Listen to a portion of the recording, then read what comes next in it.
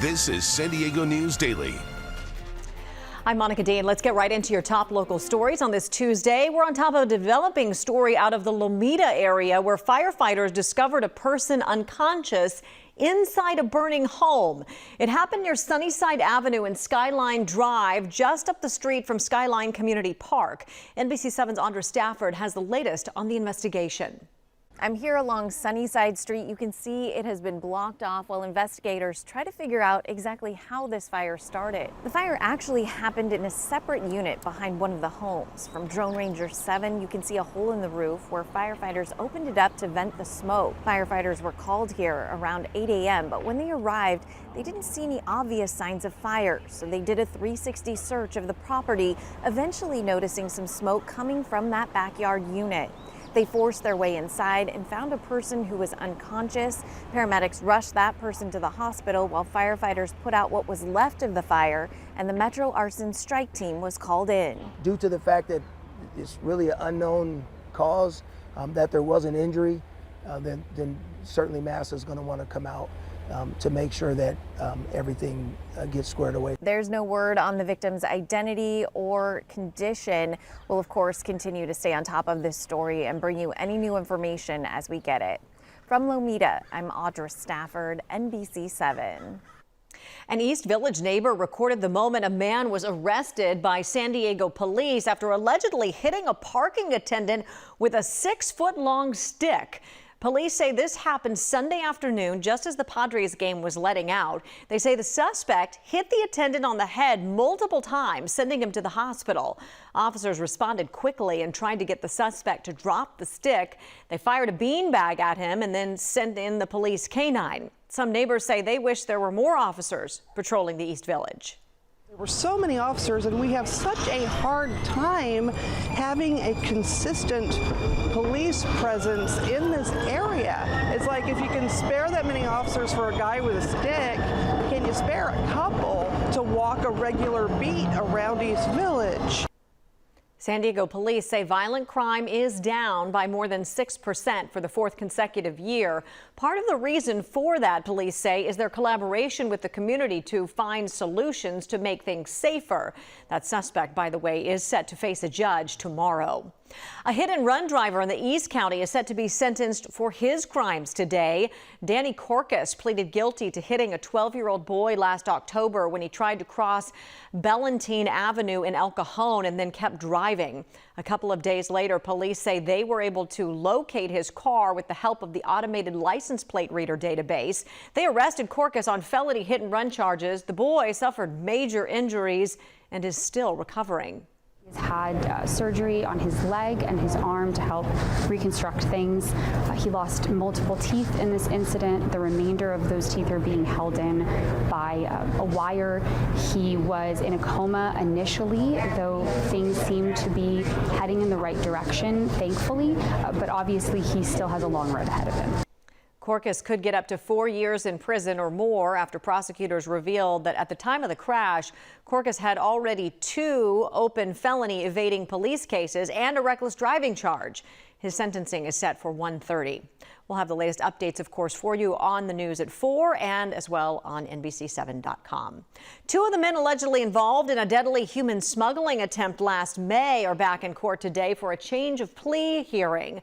Julio Cesar Zungia and Luna and Jesus Ivan Rodriguez Leva are accused of piloting a boat loaded with 19 people that capsized off the coast of Del Mar.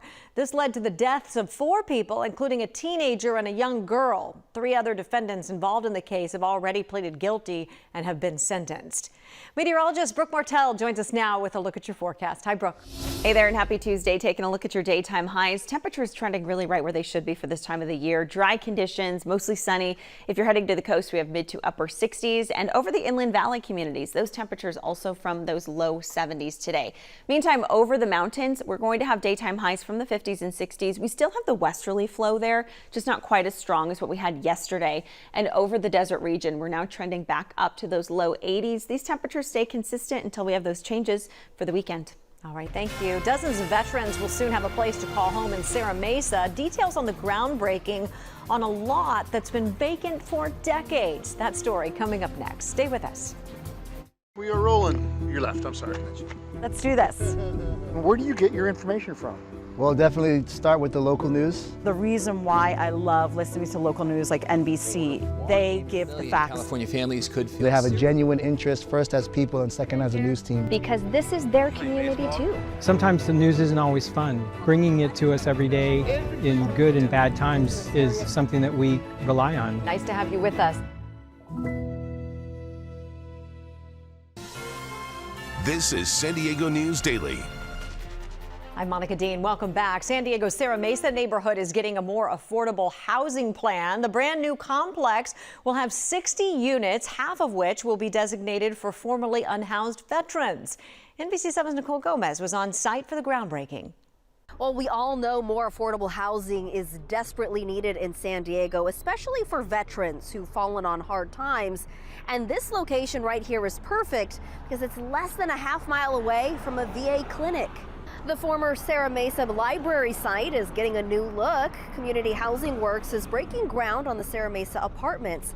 60 affordable housing units, 30 of which will be designated for formerly unhoused veterans. The rest will be for households earning 30, 50, and 60% of the area median income.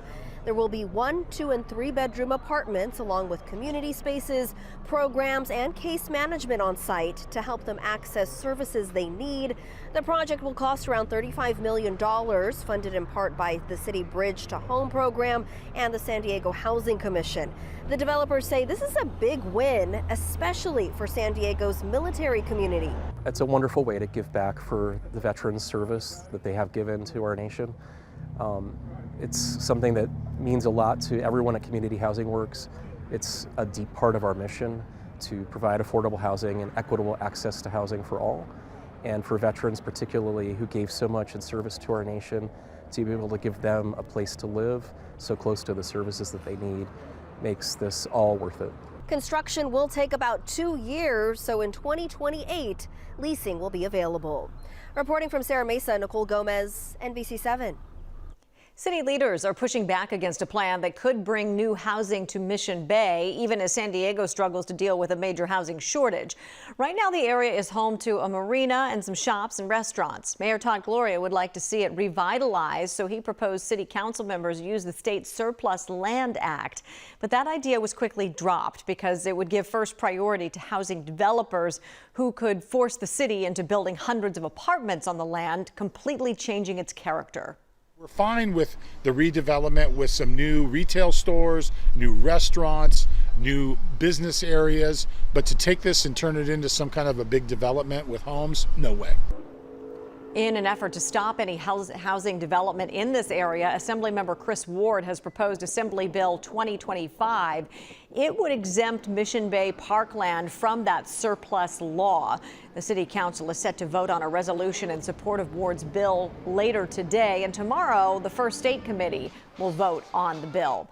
Meantime, in a statement, the mayor's office said in part that he supports the legislation. We'll have a look at your forecast right after this. On January 22nd, I got a phone call from my daughter. Rolling. All right.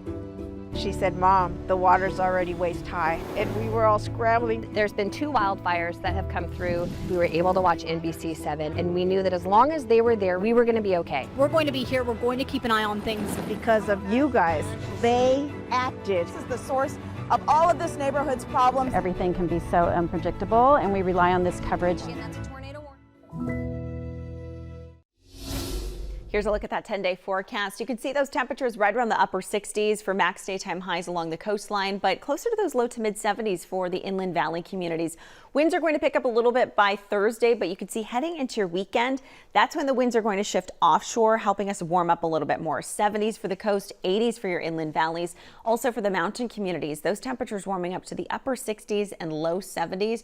For the desert region, we're going to be right around those 80s, but see some 90s by the end of the weekend. NBC7 and Telemundo 20 are looking for exceptional nonprofits focused on making our communities stronger. Does that sound like you and your team? Well, then apply for a local impact grant. Visit NBC7.com/community to learn more. The call for applications ends on April 24th. More coverage you count on at NBC7.com. Thanks for watching. Have a great day.